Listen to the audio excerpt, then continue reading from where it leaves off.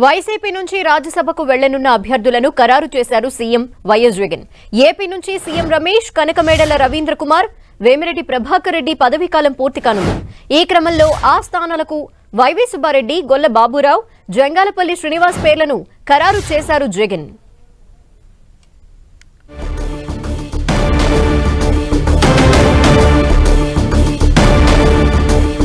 YCP నుంచి రాజ్యసభకు వెళ్లే అభ్యర్థుల్ని ఖరారు చేశారు సీఎం జగన్. దీనిపై డీటెయిల్స్ మా ప్రతినిధి దుర్గా అందిస్తారు. దుర్గా,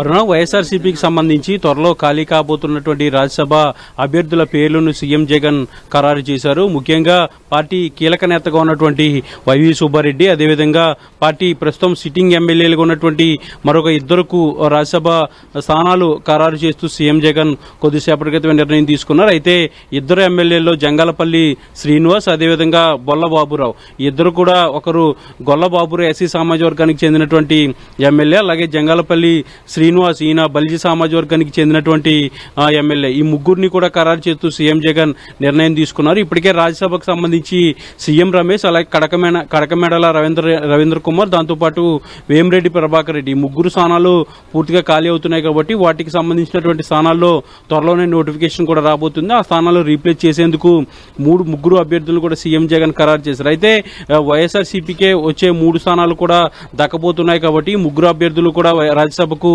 ఏపీ నుంచి కొత్తగా ఎంపిక కాబోతున్నారు. ముఖ్యంగా ఈ ముగ్గురిని ఎంపిక చేయడానికి గల కారణాలు పార్టీలో ఉన్నటువంటి ఈక్వేషన్స్ మనం ఒకసారి చూసినట్లయితే, ముఖ్యంగా వైవీ సుబ్బారెడ్డి చాలా కాలంగా ఆయన రాజ్యసభ కోసం ఎదురు చూస్తున్నారు. గత ఎన్నికల్లో 2014 ఎన్నికల్లో ఆయన ఎంపీగా పోటీ చేసి ఒంగోలు నుంచి గెలుపొందారు. తర్వాత 2019 ఎన్నికల్లో ఆయన పోటీకి దూరంగా ఉన్నారు. సీఎం జగన్ సూచన మేరకు పార్టీ వ్యవహారాలు ఆయన చక్కబెడుతున్నారు. అప్పటి నుంచి కూడా రాజ్యసభ వస్తుందని ఆశించారు. కానీ సమీకరణాల నేపథ్యంలో, సామాజిక సమీకరణాల నేపథ్యంలో ఆయనకు రాజ్యసభ అవకాశం దక్కలేదు. అయితే తాజాగా ఈ ఒంగోలు పంచాయతీ అనేది ప్రస్తుతం అనేది జరిగింది కాబట్టి దానికి సంబంధించి, ఎందుకంటే ఒంగోలు ఎంపీ స్థానం నుంచి వైవీ సుబ్బారెడ్డి కుమారుడు విక్రాంత్ రెడ్డిని బరిలోకి దించాలని వైవీ సుబ్బారెడ్డి పట్టుబట్టారు. ఈ నేపథ్యంలో బాలినేని శ్రీనివాసరెడ్డి కూడా ఖచ్చితంగా మాగుంట ఫ్యామిలీకి ఎంపీ టికెట్ ఇవ్వాలంటూ కూడా బాలినేని శ్రీనివాసరెడ్డి పట్టుబట్టాడు. ఈ ఇద్దరు నేతలు పట్టుబట్టిన నేపథ్యంలో ఈ ఒంగోలు ఎంపీ స్థానానికి సంబంధించినటువంటి కసరత్తు నేపథ్యంలోనే ఈ రాజ్యసభకు సంబంధించి కూడా క్లారిటీ వచ్చినట్టుగా సమాచారం అయితే అవుతుంది. ముఖ్యంగా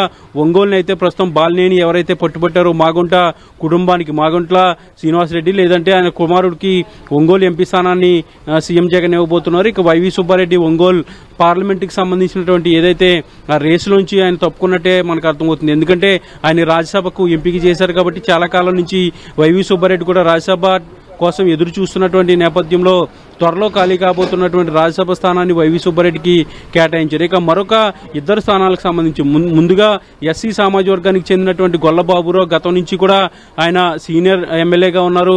ముఖ్యంగా పార్టీలో ముందు నుంచి కూడా ఆయన జగన్ వెంట ఉన్నటువంటి పరిస్థితి. అయితే వైఎస్ఆర్సీపీ అధికారంలోకి వచ్చిన తర్వాత మొదటిసారి ఆయన మంత్రి అవుతారని ఆశించారు. కానీ ప్రాంతీయ సమీకరణాల నేపథ్యంలో ఆయన మంత్రి పదవి దక్కలేదు. రెండోసారి మంత్రివర్గ విస్తరణ జరిగినప్పుడు కూడా ఆయన రేసులో ఉన్నారు. కానీ కొన్ని సమీకరణాల వల్ల ఆయనకు కూడా రెండోసారి కూడా ఆయనకి మంత్రి పదవి దక్కలేదు. అయితే ఇప్పుడు వచ్చే ఎన్నికల్లో 2024 ఎన్నికల్లో ఆయనకి టికెట్ కూడా లేదు. ప్రస్తుతం పాయకరావుపేట సిట్టింగ్ ఎమ్మెల్యేగా ఉన్నటువంటి గొల్లబాబురావును తప్పించి వచ్చే ఎన్నికల్లో అక్కడి నుంచి వేరే అభ్యర్థికి అవకాశం ఇచ్చారు. కంబాల జోగులు పాయకరావుపేట నుంచి పోటీ చేయబోతున్నారు. ఈ నేపథ్యంలో గొల్ల బాబురావుకి రాజ్యసభ అవకాశం అయితే సీఎం జగన్ ఇచ్చారని చెప్పాలి. ఈ విషయానికి సంబంధించినటువంటి హామీ ఇచ్చిన తర్వాత కూడా గొల్ల బాబురావు పూర్తిగా తాను సైలెంట్ అయిపోయినటువంటి పరిస్థితి.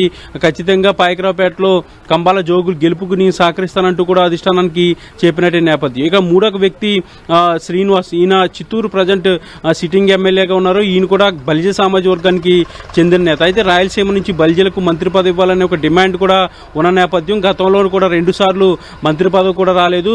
మొదటి విడతలోనూ అదే రెండో విడతలోనూ కూడా మంత్రి పదవి ఆయనకి రాలేదు. ఇప్పుడు 2024 ఎన్నికల్లో తనకు సీట్ కూడా లేదు. అక్కడి నుంచి ఆర్టీసీ చైర్మన్ గా ఉన్నటువంటి విజయానంద రెడ్డిని బరిలోకి దించాలని సీఎం జగన్ నిర్ణయం తీసుకున్న నేపథ్యంలో అతనికి రాజ్యసభ స్థానం దక్కింది. అలా ముగ్గురు నేతలకి కూడా వేరు ప్రాధాన్యతల నేపథ్యంలో రాజ్యసభకు సీఎం జగన్ ఎంపిక చేశారు. ఒక రెడ్డి సామాజిక వర్గానికి చెందినటువంటి వైవీ సుబ్బారెడ్డి, ఎస్సీ నుంచి గొల్లబాబురావు, అదేవిధంగా బలిజ సామాజిక వర్గానికి చెందినటువంటి శ్రీనివాస్, ఈ ముగ్గురికి కూడా రాజ్యసభ సీట్లు ఖరారు చేశారు. అయితే ఏదైతే కనకమేడల, వేమిరెడ్డితో పాటు సీఎం రమేష్ ఈ 3 స్థానాలు ఖాళీ కాబోతున్నాయో త్వరలోనే వీటికి సంబంధించినటువంటి భర్తీ నోటిఫికేషన్ కూడా రాబోతుంది. కాబట్టి వచ్చిన తర్వాత ఈ 3 రాజ్యసభకు ఎన్నిక కాబోతున్నారు. అవునా? Thank you.